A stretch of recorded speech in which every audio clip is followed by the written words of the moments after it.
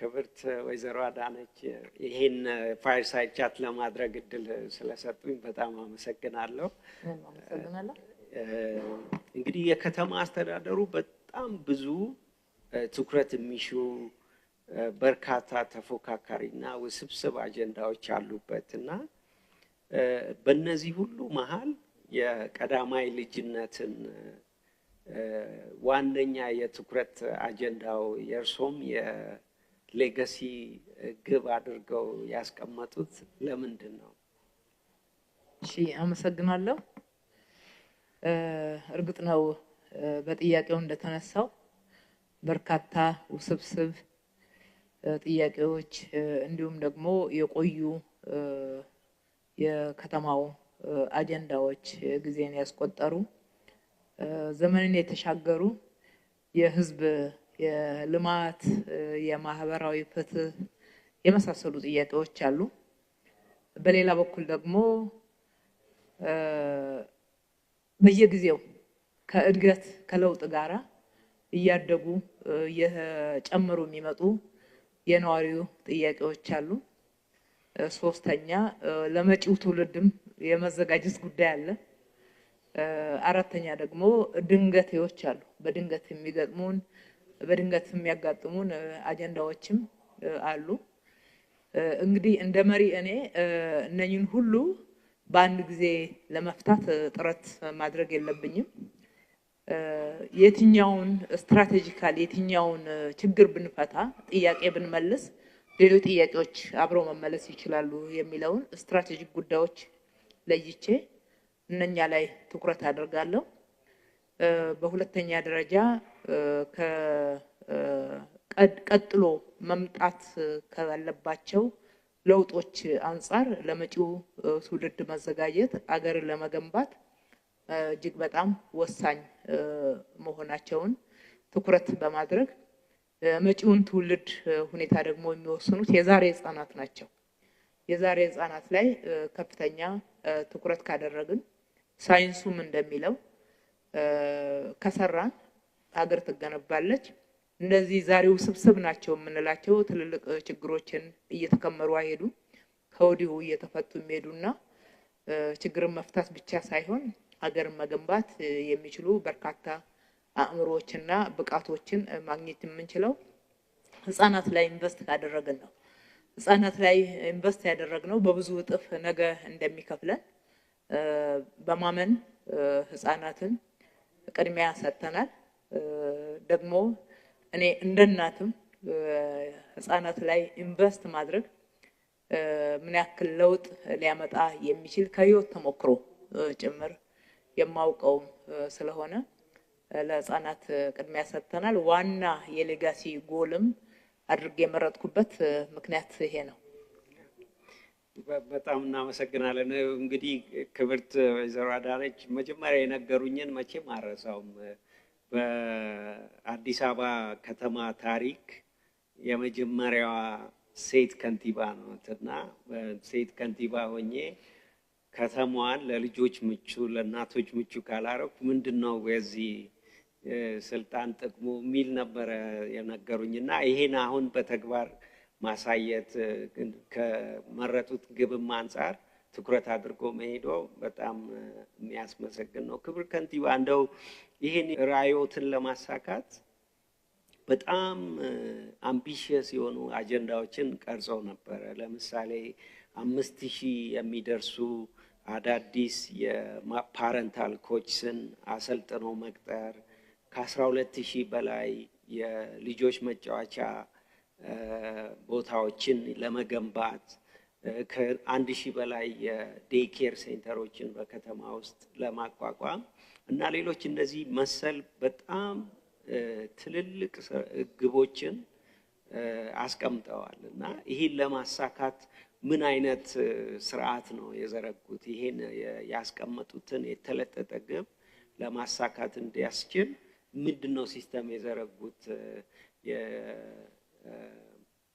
የሞምባሳ ወንድሞቻችንና እህቶቻችን እንደው ቢወስዱት ብለው የሚያስቡትን አንዳንድ ጉዳዮች ቢያነሱልን እስቲ።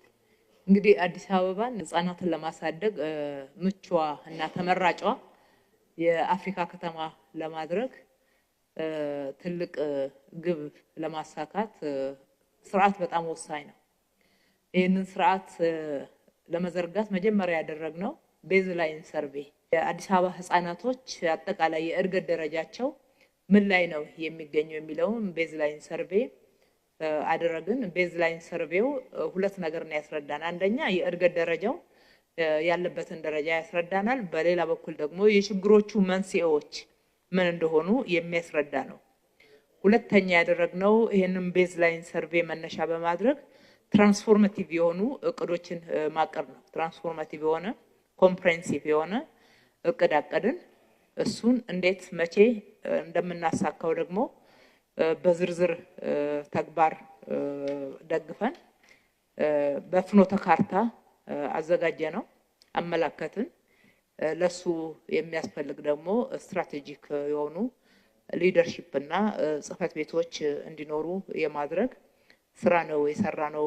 የዘረጋነው ስርዓት ይሄንን ነው የሚመስለው። በጣም የሚያስመሰግን ስራ ነው። እንደው ይሄ የቤዝላይኑ ባሳየው ጥናት መሰረት ወጪ ቆጣቢ በሆነ መንገድ እና በተለይ ደግሞ በድህነት ውስጥ ላሉ ይበልጥ ተጋላጭ ለሆኑ ህጻናት ለመድረስ ምን አይነት ስትራቴጂ ነው የቀረጹት? እንዴት ነው እነዚህን ተጋላጭ የሆኑ ልጆችን የሚደርሱባቸው? መጀመሪያ የረዳን ቤዝላይን ሰርቬው ነው። ቤዝላይን ሰርቬው በዋናነት ያገዘን ህጻናቱን የእድገት ደረጃና የችግሮቹን መንስኤ አሳይቶናል። እሱም መነሻ አድርገን ሁሉንም ባንዴ መቀየር ስለማንችል የቱ ጋር ማትኮር እንዳለብን ከየቱ መጀመር እንዳለብን ቅደም ተከተል እንድናስይዝ አድርጎናል። ቤዝላይን ሰርቬው ህጻናቶቹ ጋር በቀላሉ መንገድ መድረስ የምንችልባቸው ስትራቴጂዎችን እንድንቀርጽ እሱን ደግሞ ግልጽ በሆነ ፍኖተ ካርታ ማመላከት እንድንችል አድርጎን በዝርዝር የትራንስፎርማቲቭ እቅዳችን ውስጥ አስቀመጥ ነው። እሱን መነሻ አድርገን ለሱ የሚያስፈልጉ ዋና መሰረታዊ የሆኑ ስራዎችን ሰራን። ለምሳሌ እናቶችን የሚያማክሩ ወላጆችን የሚያማክሩ 5000 ያክል የፓረንታል ኮቺንግ የምንላቸው ኦፊሰሮችን ወሰነን እንድንቀጥር ያደረገን የእውቀት መጓደል እንዳለ በደንብ ስላሳየን ነው። እነሱ ጋር አይደለም እኛ ጋር ጭምር የእውቀት ህጻናት እንዴት መያዝ እንዳለብን፣ እንዴት ማሳደግ እንዳለብን፣ በምን መልኩ የህጻናት ሁለንተናዊ እድገት ሊመጣ እንደሚችል በቂ ግንዛቤ ስለሌለ ለዛ የሚያስፈልጉ እነኚህ ልጆች አሰልጥነን ውሳኔ ወስነን ልጆቹን ቀጥረን ወደ ወላጆች እንድንልክ ያደረገን መጀመሪያ ቤዝላይኑ ይሄንን ክፍተት ስላመላከተን ነው። ሁለተኛ ትምህርት ቤቶች ባሉን ተቋማት ላይ መስራት። ትምህርት ቤቶች አሉን፣ የተለያዩ ጤና ጣቢያዎች አሉን። በእነኚህ ላይ ለህፃናት እንዴት ነው ምቹ የምናደርጋቸው? አዳዲስ ነገሮችን መስራት ብቻ ሳይሆን ያሉትን ራሱ ምቹ ማድረግ፣ መለወጥ፣ የጎደለውን መሙላት፣ በጎደለው መሙላት ደግሞ በትክክል ተጠቃሚነት እንዲረጋገጥ የማድረግ ስራዎችን ከነኚህ ከቤዝላይን ሰርቬይ ተነስተን ባገኘነው ግብአት አጥንተን ትምህርት ቤቶች ትራንስፎርም እንዲሆኑ፣ ጤና ጣቢያዎች ትራንስፎርም እንዲሆኑ እነኚህ ፓረንታል ኮቺንግ ላይ የሚሰሩ 5000 ወጣቶች በየሰፈራቸው በየአካባቢያቸው ተመድበው መስራት እንዲችሉ እንድናደርግ ይሄንን ቅደም ተከተል እንድናስይዝና ትኩረት ደግሞ የቱ ጋር ማድረግ እንዳለብን ያመላከተን በዚህ ልክ ነው። ክብርት ከንቲባ የመጨረሻ ጥያቄ እንግዲህ ይሄ ስራ ትልቅ ስቴክሆልደሮችን ማንቀሳቀስ የሚጠይቅ ነው። ከወላጆች ጀምሮ መምህራን፣ በየአካባቢው የሚኖሩ ማህበረሰብ አካላት የነሱን ተሳትፎ የሚጠይቅ ነውና እነዚህን አካላት አስተባብሮ ለማሰራት ምን አይነት ስልት ነው የተጠቀሙት? ምንስ ኪ ሌሰንስ ለዴሊጌሽኑ ሼር ማድረግ ይፈልጋሉ? ከዚህ አንፃር አመሰግናለሁ። ልክ ነው። በርካታ ስቴክ ሆልደርስ ናቸው ያሉት፣ ወላጆች፣ አሳዳጊዎች፣ መምህራን። እነኚህ ሁሉ እኛ ያስቀመጥነውን ይህን ራዕይ ኢንተርናላይዝ ካላደረጉት ወይም ደግሞ እነሱም ወደ የራሳቸው ስራን ባለቤት ሆነው ካልወሰዱት ጥሩ ውጤት ልናመጣ አንችልም። ስለዚህ ከነሱ ጋራ ማድረግ ያለብንን ተግባቦት ከፍተኛ ትኩረት ሰጥተን የሰራ ነው። አንደኛ እንዲያውቁት ግልጽነት እንዲፈጠር ማድረግ፣ ልጆችን በዚህ ደረጃ ሁለንተናዊ እድገት ለማምጣት የሚያስችል ውጤታማ ስራ መስራት እንደሚያስፈልግም እንዴት መሰራት እንዳለበትም ለምን ይሄንን መስራት እንዳለብንም ተደጋጋሚ ውይይቶች ማድረግ ነበረብን። ገጽ ለገጽ በተለያዩ አጫጭር ጽሁፎች በሚዲያ ጭምር እየተጠቀምን ግንዛቤው እንዲመጣ ተግባቦት ላይ መድረስ እንድንችል የመስራት ስራ ነው። ሁለተኛ በመንሰራው ውስጥ አሳተፍናቸው።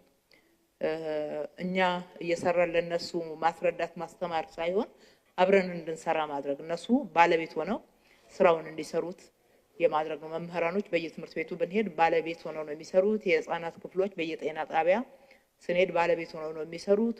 ወላጆች የሚሳተፉባቸው የስራ ቦታዎችንና የስራ አይነቶችን ለይተናል። ወላጆች ይሳተፋሉ። ስለዚህ በባለቤትነት በጋራ እንድንይዘው ማድረጉ ተግባቦቱን እንዲሳለጥ አድርጎታልና እንዲፋጠንም አድርጎታል። ይህንን መነሻ በማድረግ እየሰራን ሳለን በተሳትፏቸውን በስራ ብቻ ሳይሆን በተለያየ በጉልበታቸው በገንዘባቸው የተለያዩ ነገሮች ማስተዋጽኦ እንዲያደርጉበትና ባለቤትነታቸው የበለጠ እንዲዳብር የማድረግ ስራ የሚጨምር ነው። እንግዲህ ወደ ተግዳሮት ስንመጣ የመጀመሪያው ተግዳሮት ከተለመደው አሰራር መውጣትና ወደ አዲሱ ስትራቴጂክ ግቦችን ለማሳካት ወደ አዲሱ አሰራር ለመግባት ተግዳሮት ገጥሞን ነበር።